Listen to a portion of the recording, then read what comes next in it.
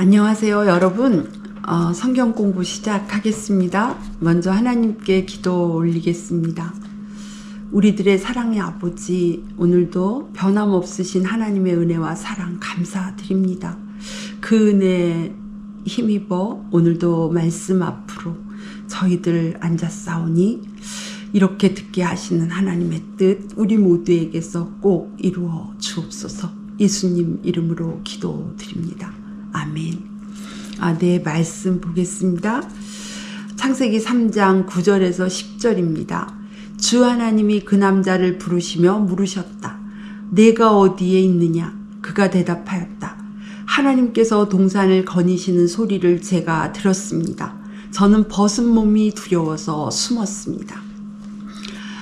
내가 어디에 있느냐? 자신을 찾으시는 하나님의 음성을 들은 아담이 이렇게 대답했습니다.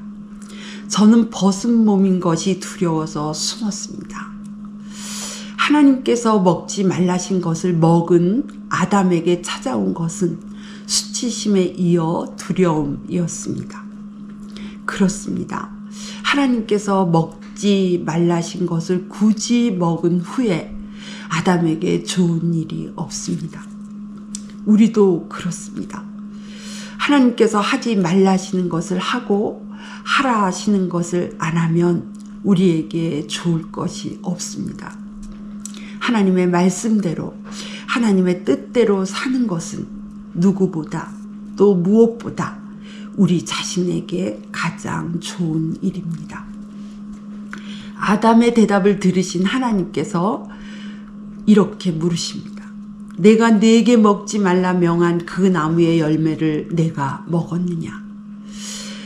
하나님께서 아담과 하와가 선악을 알게 하는 나무의 열매를 먹었다는 사실을 모르셔서 이렇게 묻고 계신 걸까요? 그러셨을 리가 없습니다.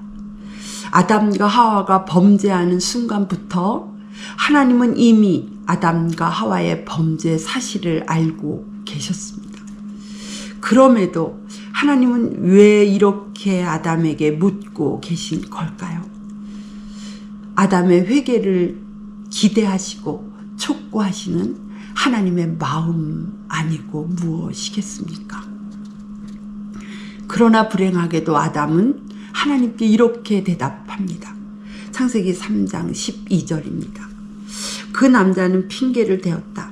하나님께서 저와 함께 살라고 짝지어 주신 여자, 그 여자가 그 나무의 열매를 저에게 주기에 제가 그것을 먹었습니다. 아담은 자신의 죄를 뒤로하고 하와 탓을 합니다.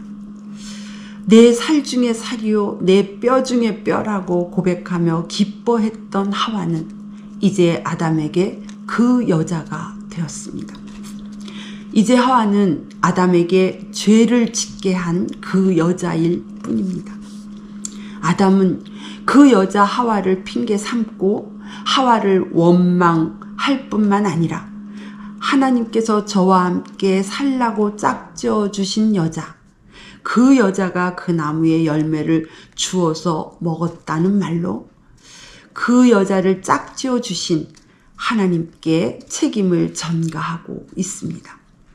하와를 지어주신 하나님께 원망하고 불평하는 마음 아니겠습니까? 아담의 대답을 들으신 하나님께서 이제 하와에게 물으십니다.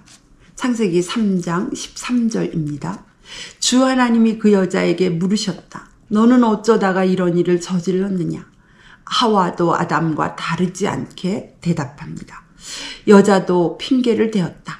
뱀이 저를 꿰어서 먹었습니다.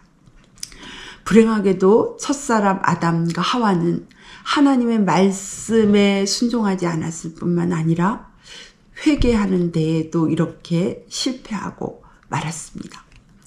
범죄한 아담과 하와의 모습과 너무나 닮아 있는 지금 사람들의 모습이 그리고 우리들의 모습이 다시 한번 우리에게 성경이 진리라는 사실을 일깨워 줍니다.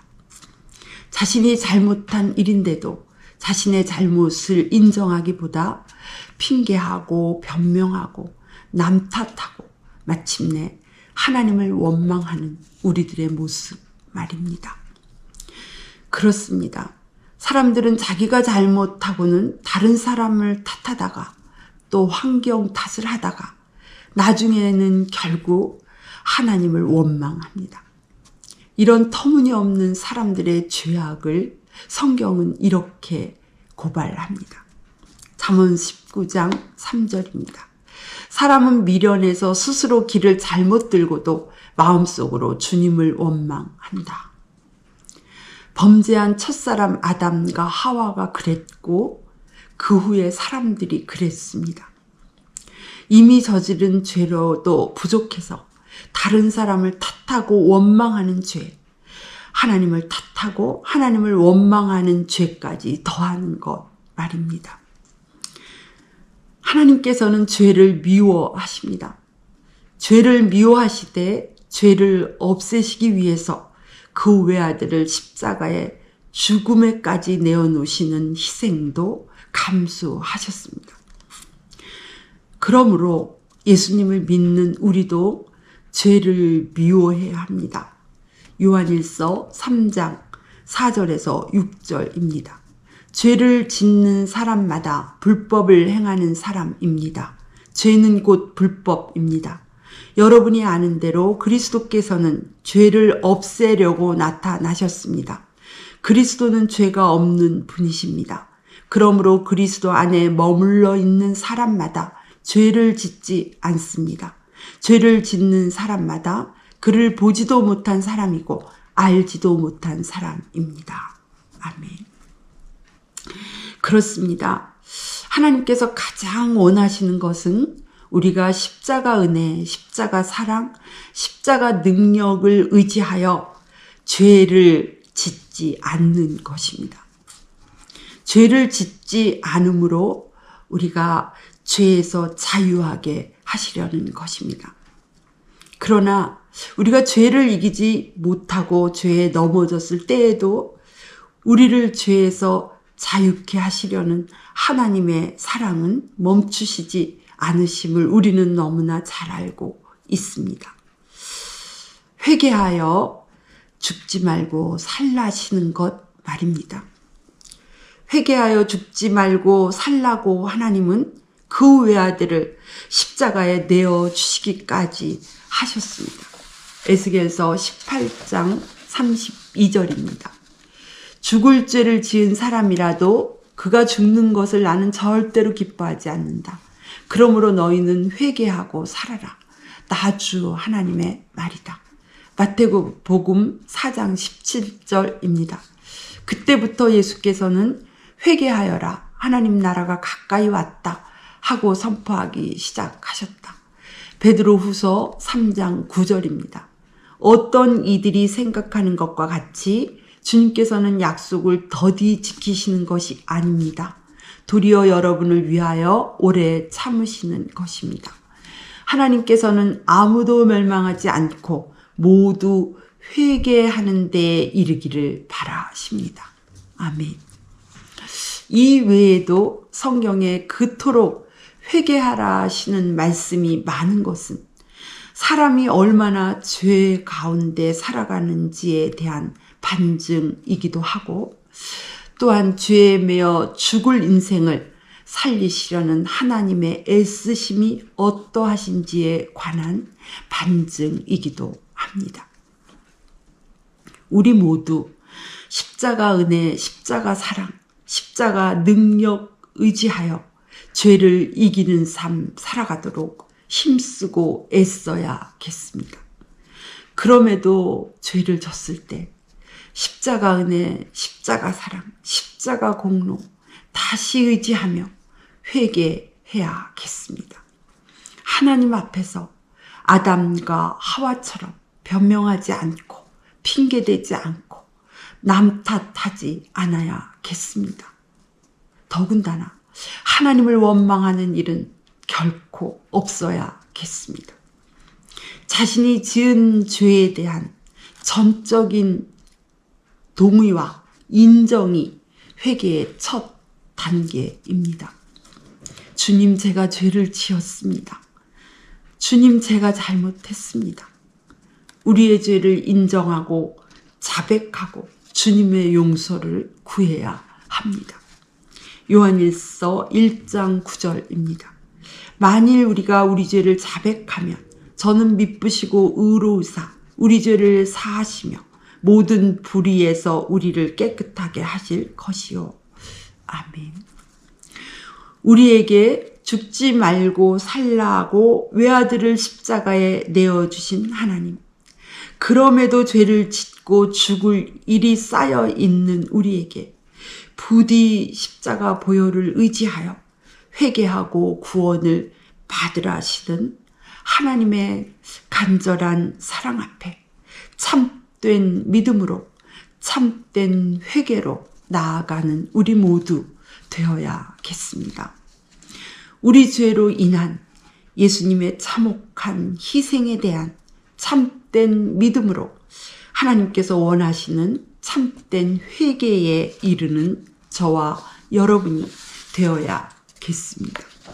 요엘서 2장 12절에서 13절입니다.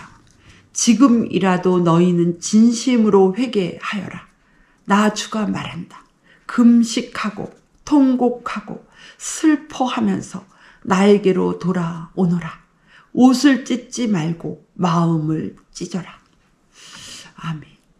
십자가 사랑 앞에 진심으로 회개하고 마음을 찢고 회개하며 복음에 순종하여 우리 모두 멸망당하지 않고 구원에 이르러야겠습니다.